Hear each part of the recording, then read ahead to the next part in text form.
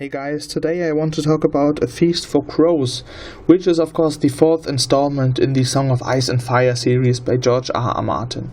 Now it was published in 2005 originally, and it runs parallel to the fifth novel, A Dance with Dragons, which actually came out 6 years later in 2011. Now George Martin said that he wanted to split the two novels geographically, simply because there were just too many characters and he wanted to tell the whole story for a few characters, rather than tell half the story for all of them. That did not turn out too well in my opinion, but I'll come to that later. Now we have some new point of view characters and of course some old ones. All in all we have 13 characters. The new ones including Pate, who is a boy from Old Town who wishes to become a maester in the prologue.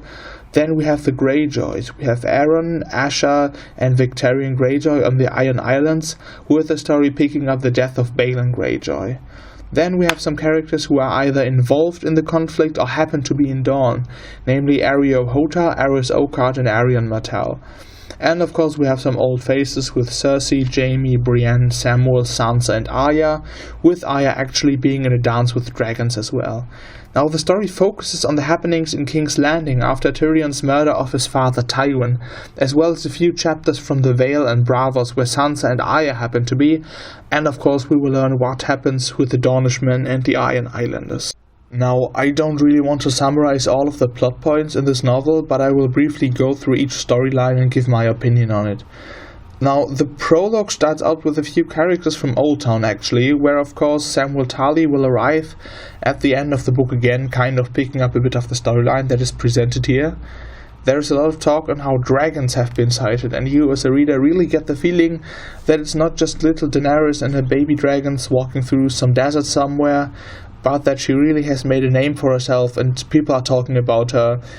But if you expect a lot of dragon action in this novel, you will be disappointed, because we actually will not see Dany and her dragons again until book 5.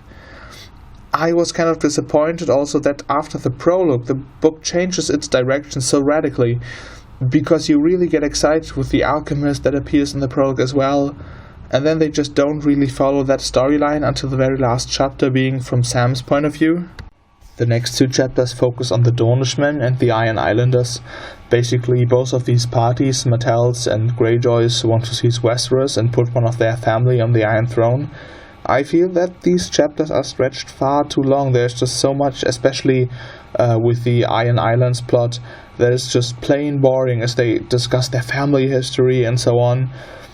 Both of these storylines end rather with a big bang, however, so they actually pick up the pace on the last pages. However, I believe that George Martin could have easily shortened these chapters without really leaving out crucial information to the plot. Next up is Cersei, and I personally loved her storyline, although at some points again it felt a little bit stretched, but I really enjoyed how you could really experience along the chapters what a struggle Cersei is in, trying to protect her son, run the kingdom, be the heir that would have made Tywin proud, and also her plans to ruin Margaery's reputation, which of course goes completely wrong. I think George Martin also made a strong point in how Cersei and Jaime grow further and further apart along the story. For example, when she had Maester Qyburn write that letter to Jaime in her last chapter, begging him for help and telling him how much she actually loved him and how much he needed him right now, I actually had expected Jaime to write back to King's Landing like immediately to save his sister, and I was really taken aback when he just burst the letter, so I think this was a great piece of writing from George Martin. And I also look forward to probably seeing the Mountain back in the 6th book in Winds of Winter, since it looks like we are going to have another trial by combat once again. Brienne also has a lot of chapters in this book, and most of them are completely boring. She's still looking for Sansa Stark and she travels here and there, but nothing really happens until the end, where she meets Lady Stoneheart and is just hanged. And I felt that her death was really anticlimactic, because nothing really happens and all of a sudden she's dead.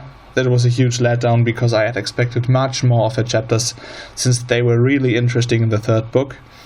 I have heard some people say that she might not be dead, since we don't actually read about her being dead, but just about her last moments before it is supposed to happen, but knowing George Martin, she probably never come back at all.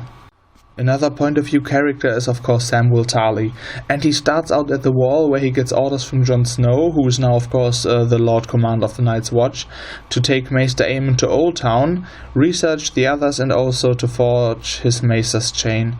This is another storyline that could have been shortened in my opinion, but I think it is great to see how Sam has really evolved and grown to be a stronger man and really stands up for what he believes. I also loved how he met Arya and Braavos, although I was kind of disappointed that in the Arya chapters it is never mentioned again that she found out that her older brother actually has become the Lord Commander, which I thought would be a really interesting piece of information for her, since she has not really heard of Jon in ages. Now the Arya chapters were really my favorite part in the whole book, because Arya is not only a very unique and likable character in my opinion, but also one that evolves rather a lot during the books. Plus we see a character in a different setting, which is of course Braavos. I think these chapters were really well written, and George Martin should have probably cut a few pages from other character storylines to make more space for Arya, but even so I enjoyed reading about her a lot. I was a bit surprised, honestly, that we did not see Jaqen at all, but I'm sure he will make an appearance in Dance with Dragons or Winds of Winter anyway. Also the fact that she becomes blind at the end really shocked me, but since there was a lot of talk on her direwolf, I have hope that we're going to see a lot of cool stuff in the next book about that. Jaime, meanwhile, is at Riverrun to finally bring the siege of House Frey and Lannister to a victorious end, and honestly, each time a new Jaime chapter was around the corner, I was hoping so desperately that something would happen, but for me most of it was just boring. The only thing that I found somehow interesting was that when the snow falls at the end, Jaime realizes that there will be no last harvest before winter, and that a lot of people are doomed actually, but all in all for me these chapters were really what slowed down the book the most. Sansa's chapters were another huge disappointment for me personally, because I had hoped to see more plotting between her and Littlefinger, especially since she really has grown up by now and is no longer the little girl who believes in like knights in shining armors and long golden hair or whatever, but she really is a woman who seriously starts playing the Game of Thrones. To be fair, there were not like many Sansa chapters in The Feast for Crows, but I hope that we will see much more of her in Winds of Winter, because she really has such a potential to become a really cool character. In conclusion, I think that this book was simply too long, and I can't wait to finally meet more interesting characters like Jon and Tyrion in the next book, A Dance with Dragons, which I have not read yet. But I also think that we should not judge George Martin too harshly, because any series needs some time and space to really set up the whole plot of what is to come in the next book, and there are still 2 more books to come, so I believe that George Martin is really going to make up for this rather weak link in his series. Thanks for listening.